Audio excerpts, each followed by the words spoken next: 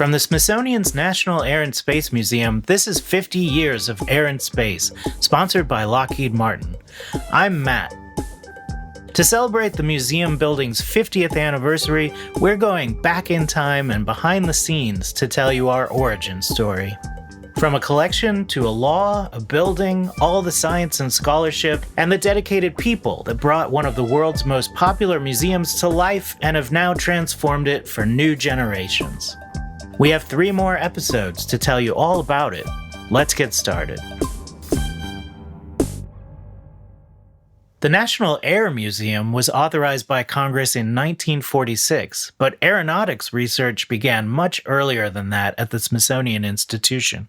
In 1861, only 15 years after the Smithsonian was founded, Thaddeus S.C. Lowe demonstrated his balloon for President Abraham Lincoln on the National Mall, right in front of where the National Air and Space Museum stands today. Lowe wanted Lincoln to use the balloons and him as an aeronaut in the Civil War. He was introduced to Lincoln by Joseph Henry, who was the first secretary of the Smithsonian. Then at the turn of the century, another Smithsonian secretary named Samuel Langley was deeply interested in creating a machine for powered human flight. He called it his aerodrome. He got money from the Army to develop what was ultimately an unsuccessful attempt at an airplane. But those attempts permanently wove aviation into the fabric of the Smithsonian. Langley's attempts, and his insistence that they weren't total failures, also led to a rather unfortunate feud with the Wright brothers, which is its own story.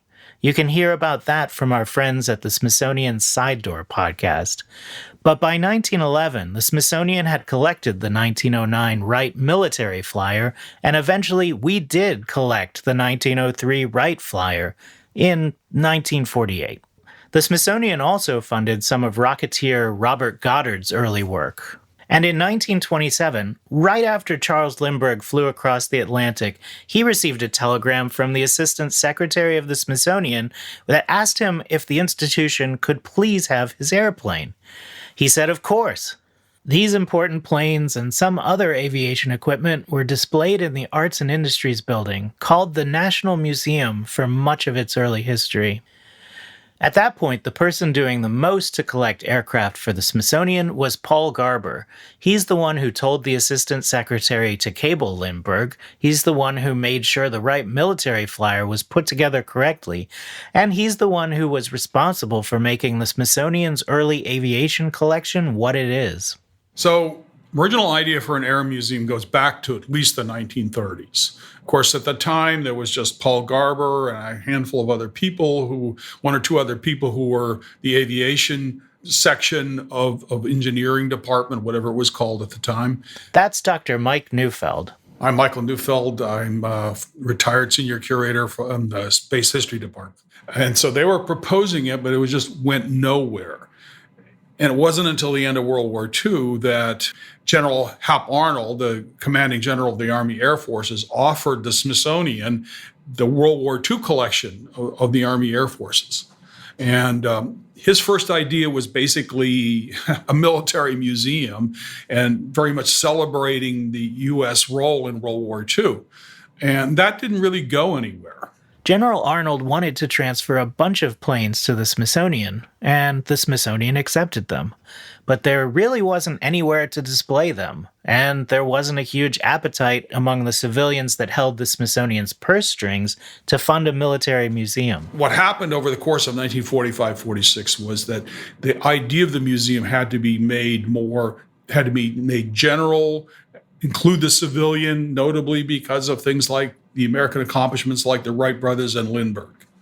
And that meant dedicating it to American achievement in aviation at that time up to the end of World War II. All that happened at the Smithsonian before the National Air Museum was even its own entity. So by 1946, when President Truman signed the congressional authorization for a separate National Air Museum, be it enacted by the Senate and House of Representatives of the United States of America in Congress assembled. that there is hereby established under the Smithsonian Institution a bureau to be known as a National Air Museum. There was already a pretty big aeronautics collection at the Smithsonian. So if you look at the Smithsonian of, say, 1946, when the Air Museum legislation was passed, and that's basically what it was. Congress passed the legislation to create the National Air Museum, and the president signed it, but there was effectively no money for actually building an air museum, so it remained an idea. At that point, the Air Museum inherited the handful of people who were in the engineering and industries department and the displays that existed. And at this point, you may be thinking, wait a second, Matt, this podcast is called 50 Years of Air and Space. This museum is celebrating 50 years. 1946 was more than 50 years ago, and you would be right. The math doesn't math. The museum as an entity will celebrate 80 years of existence in August, but the building we occupy on the National Mall in downtown Washington, D.C. was opened July 1st, 1976. That's the 50 years we're referencing. This episode is all about what happened before the building opened. This episode is Origins, everything that was collected, curated, debated, lobbied for, and built that culminated with the opening of the building we talked about in episode 1. And in the 30 years between when the museum was authorized and when the building actually existed, a lot changed for what began as the National Air Museum. That 30-year gap is part of what inspired Dr. Jieun Shin to study the National Air and Space Museum as a research fellow in 2018.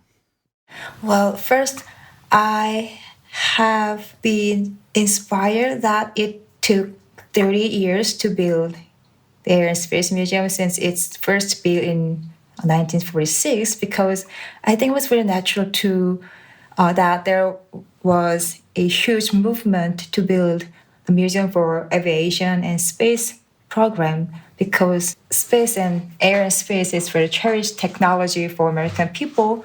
But it was kind of surprising for me to find that it took 30 years to build. It wasn't just a law was passed, 30 years of nothing happened, and then bam, Air and Space Museum on the mall. There was a lot that changed within the Smithsonian and the government and the country in those 3 decades. In 1946, when the National Air Museum was authorized, it inherited a handful of people studying and working with air-related subjects and the collection of aeronautics artifacts that were already within the Smithsonian. Some of those were in the Arts and Industries, or A&I building. Others were in the Aircraft building, more often referred to as the Tin Shed. You said about Tin Shed, and that was actually built during World War I, and it was a hangar for the aircraft, and they just stored their aircraft in the tin shed. But as the Act of National Air Museum Bill was enacted in 1946, they tried to renovate it for commemoration of aviation and American achievement in aviation technology. So the approach is first in 40s, right after the end of World War II, they tried to display and exhibit the national pride and American achievement in aviation in this hangar-like storage. And the Tin Shed was not new when the museum was authorized. It had been there just behind the Arts and Industries building, displaying various things, including airplanes and World War I tanks, for many years. The aircraft building was constructed in 1918. Officially speaking, I think it was supposed to be for testing Liberty engines, but Tom Crouch, who's been researching the earlier 20th century history of the Smithsonian, has found out that it was actually a secret museum for the evaluation of enemy and allied aircraft. It didn't last very long because the war ended. And the Smithsonian sort of inherited this building and said, okay, what do we do with it? And I think in the 1920s, it was still mostly a World War I oriented building. And that continued for some time. I mean, there's in our big coffee table book, we published a picture of it. It has a World War I tank in front of it and a World War I artillery piece. But it evolved over time to being more the aircraft building and got that name formally at some point. I don't know when. It's kind of how do I describe it? Sort of a half-cylinder type hut building, with a tin roof and a kind of I mean, people call it a Quonset hut, but a Quonset hut is actually a World War II invention. But it's something like that. It was supposedly a temporary building. So I noticed a significant change when I look at the pictures from the 20s and 30s and the pictures from the later 50s on. In the 20s and 30s, it was apparent that there was essentially a building was just there with no insulation. And you see pictures of it in the summertime, the doors are open. So it's completely exposed to the elements. It was 90 degrees and humid or, 40 degrees, 35 degrees, it didn't make much difference. And it was pretty much crammed with stuff. And the airplanes in there changed over time. Garber was able to acquire a few things over time that were really important. Obviously, he had a role in the Spirit of St. Louis, getting that in 1928, and the Douglas World Cruiser Chicago and other important airplanes. We didn't have a lot of capacity, and the most important things would hang in arts and industries. So the Spirit of St. Louis was hung inside arts and industries over the cases. But it was fairly basic, and I noticed in the 50s a significant change. In the early 1950s, Paul Garber, just his idea was we stuff everything in there we can. So it was totally crammed, to the point where I think his superiors said, leave some room for people to get around the airplanes, leave some room to actually walk some pathway through the middle of this thing crammed with artifacts and airplanes. But obviously the collection was not very big and we had really no storage space. So whatever we had to either hang in arts and industries or had to be stuck in the aircraft building. And there's very little other capacity to have anything. Visitors to Washington, D.C. today can choose from 11 Smithsonian museums, and that's just along the National Mall downtown. In 1946, there were about 5.5-ish. If you came to the mall circa 1950 or even 1960, there are only a handful of buildings. There was the Castle, the Arts and Industries, Natural History, the Freer, and the old aircraft building. And the National Gallery of Art technically was also part of the Smithsonian. At that point in time, was regarded as a Smithsonian bureau much more than it is now. So technically, it was also part of the Smithsonian. But the core of the Smithsonian was like these 5 buildings in the center of the mall, and that was it. The whole federal appropriation was $2 million. There were only about 500 people who worked for the Smithsonian.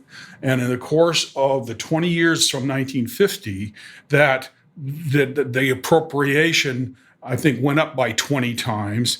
The staff of Smithsonian went from 500 to over 2,000 by 1970.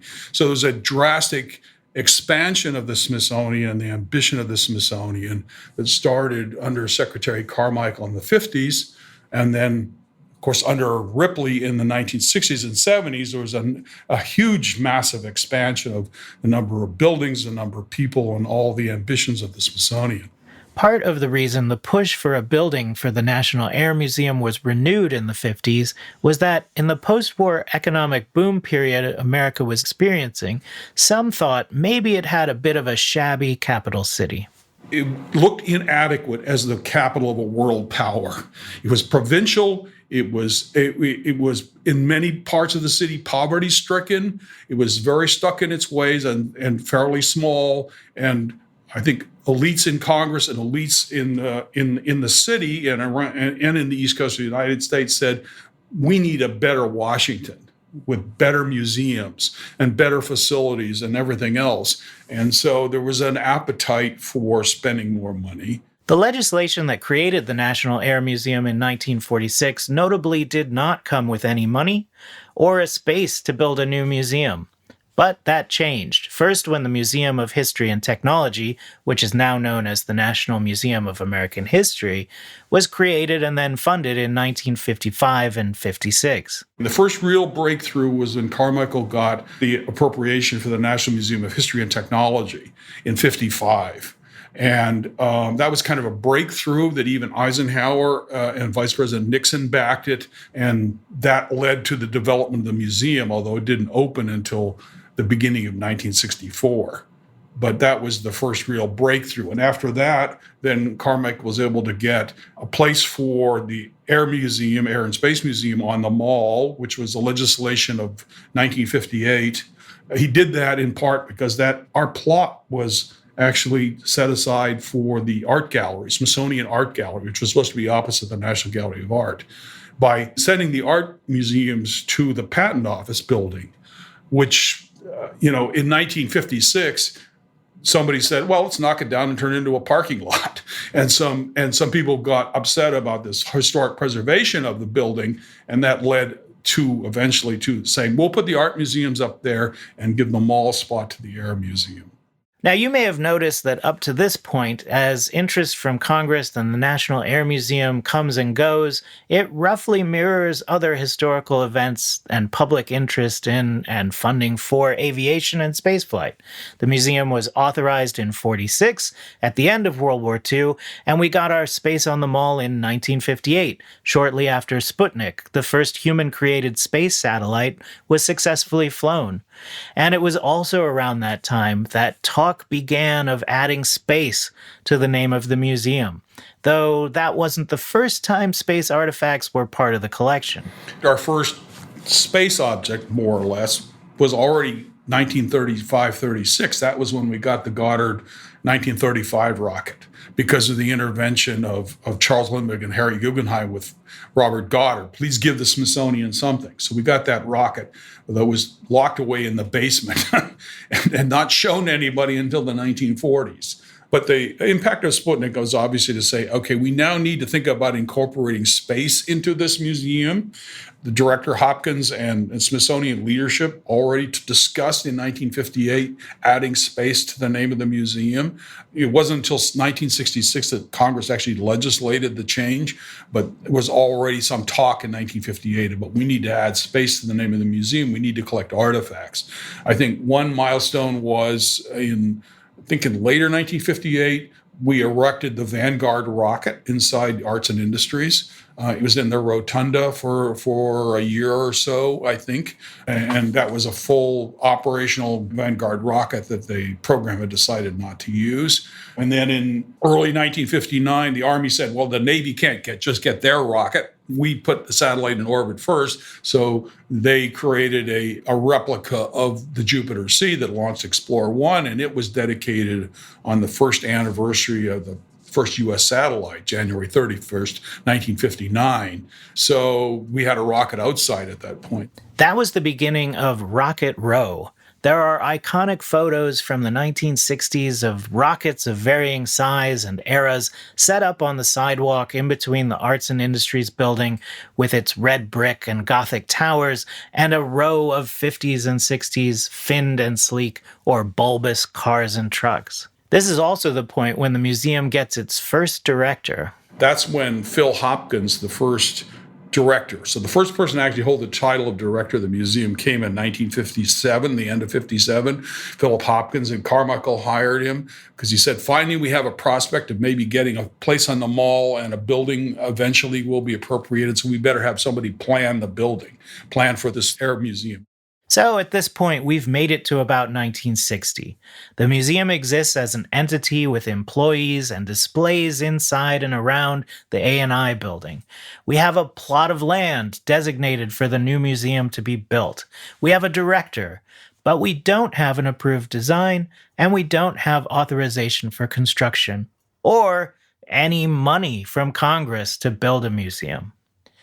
There are two Smithsonian secretaries that are really important in the story of the creation of the National Air and Space Museum. One is Leonard Carmichael, who was secretary from 1953 to 1964 and was the one who secured the land and hired the first director. Then we have S. Dillon Ripley, who took over in 1964 and was the secretary who finally got the museum built. It was in 1964, notably also when the Gemini space program was getting off the ground, no pun intended, that plans for the physical museum building for its spot on the mall were commissioned. For the first attempt to get the building on the mall, a whole building design was created in 1964 by Helmut Obada and Kassebaum, the architects who also built the 70s version of the building. But this original conception of the building was actually significantly bigger than our current building. It covered the entire expanse from 4th to 7th, and it was taller, and it sort of loomed over the street. And I think in many ways it was ugly, but it was very much in the heyday of the sort of brutalist concrete architecture. And it was bigger than our building now, significantly bigger than our building now. That was the building proposal that was presented in 64 and 65 to Congress, to the administration for funding. And, the net result was it didn't go anywhere in 65, and the bill that was finally signed in summer of 66 changed our name to Air and Space, and it authorized this building. But then immediately afterwards, the Appropriations Committee said, well, we don't want to spend any money on it as long as the Vietnam War's expenses are so high. So they essentially put this tag on this appropriation, not for now, let's put it off. So building is authorized, but it's not been built. So it's 1966. We have a plan for a giant hulking building, and we have a new name. In 1966, Congress authorized the addition of space to the National Air Museum, giving us the name we have today, which is important because we're really starting to collect space stuff. In the 60s, we asked for Alan Shepard's capsule, and then we asked for John Glenn's capsule, and we got those. But it wasn't until 1967 that we established the agreement with NASA that essentially made us the first choice for stuff that was coming out of use by NASA. Then several things happened at the end of the 1960s that really pushed the museum forward. First, the second director of the museum resigns. Loudly. The second director, S. Paul Johnson, sort of went out in a blaze of glory or infamy, depending on who you were talking about, because he went out complaining that the Smithsonian leadership didn't care about the Air and Space Museum and wasn't doing anything to advance it. And so he went out complaining publicly of the lack of Smithsonian support. The museum would be directorless for several years. Meanwhile, 2 American astronauts landed on the moon.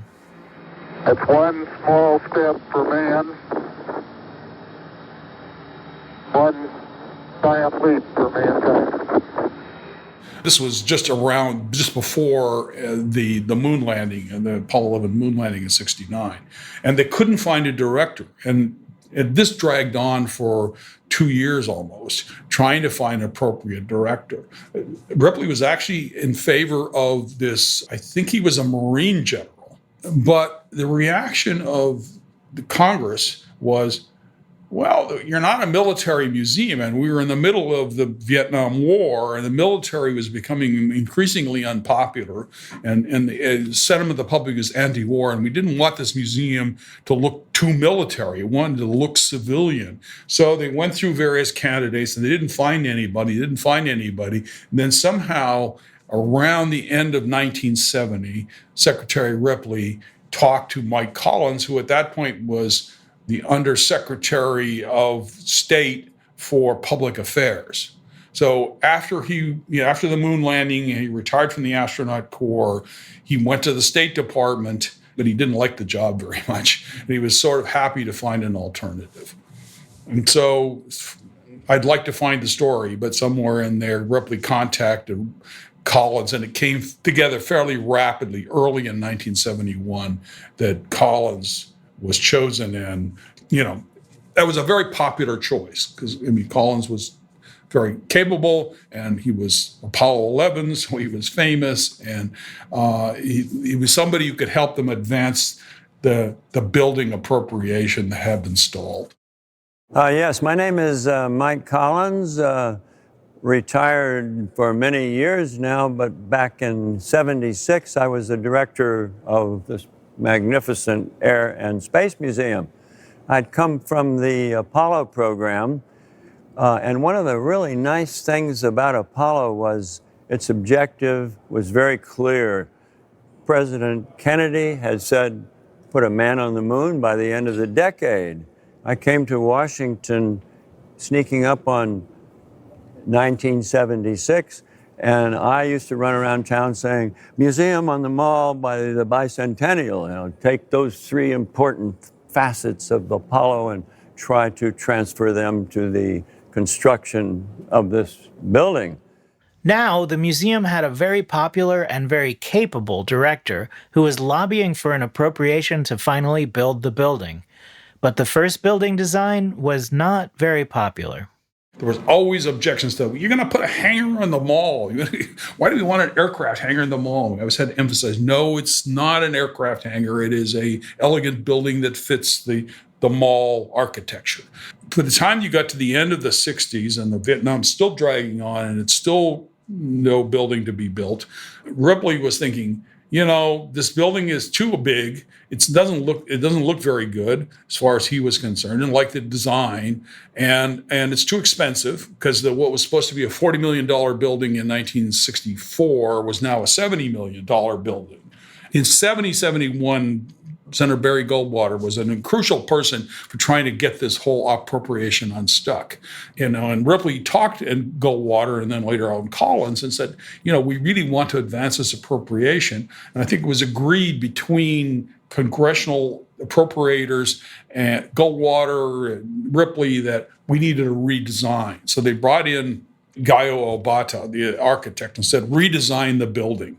And the building was downsized. It was made less obtrusive, so that we got this not small but smaller building with a redesign. Construction of the newly redesigned building began in 1972, and it carried on at an incredibly fast pace, on track for Michael Collins's promised Museum on the Mall by the Bicentennial in 1976. And it worked out well. We were supposed to open July 4th, 1976, and we actually beat it by 3 days, July 1st, 1976. But Michael Collins was not the only one responsible for getting the museum built on time. He was the public face of a huge team that included Deputy Director Melvin Zisfine, as remembered by Dr. Tom Crouch, who started at the museum in 1974. We all worked for Mike. Everybody knew that, but everybody also knew that it was Mike's job to raise money and shake hands. Mm-hmm. It was Mel Zisfine's job to get the museum built. Mm-hmm. And he was a real taskmaster. There were people who just yelled and screamed and cursed at Mel's name. I always appreciated what he accomplished. Mm-hmm. He didn't do it comfortably necessarily, but man, we opened everything at once, on time, and we really were under budget. We saw the cost of that in later years because of the building and so on. But now Zisfine was somebody who should be remembered and not forgotten. Mike and Mel and the whole team of staff and contractors got the museum over the finish line. It opened on time and under budget on July 1st, 1976. The building instantly became one of the most popular museums in the world. To hear more about the opening of the museum in 1976, go back to our first episode, Opening Day. Next time on 50 Years of Air and Space, we'll introduce you to some of the people doing the research and scholarship that was baked into the National Air and Space Museum from the very beginning. The Smithsonian had not been particularly enthusiastic about a National Air and Space Museum. Ripley, if you look at the records, really pushed Mike. They wanted to have something there after the museum opened that wasn't just the old boy, golly gee, kick the tires and light the fires kind of thing. We'll tell you about astronautics, aeronautics, the Center for Earth and Planetary Studies, and all the ways the museum works as an active research institution in our next episode. 50 Years of Air and Space and the Airspace podcast are from the Smithsonian's National Air and Space Museum. It's produced by Jennifer Weingart and mixed by Tarek Fuda. 50 Years is hosted by me, Dr. Matt Schindel. Our managing producer is Erica Novak. Our production coordinator is Joe Gurr. Our social media manager is Amy Stom. Our intern is Sophia Foradori. Special thanks to our guests in this episode, Dr. Mike Neufeld, Dr. Jieun Shin, and Dr. Tom Crouch. For additional content, photos, and more, follow Airspace Pod on Instagram, check us out on the museum's YouTube page, or sign up for our monthly newsletter using the link in the show notes. Airspace is sponsored by Lockheed Martin and distributed by PRX.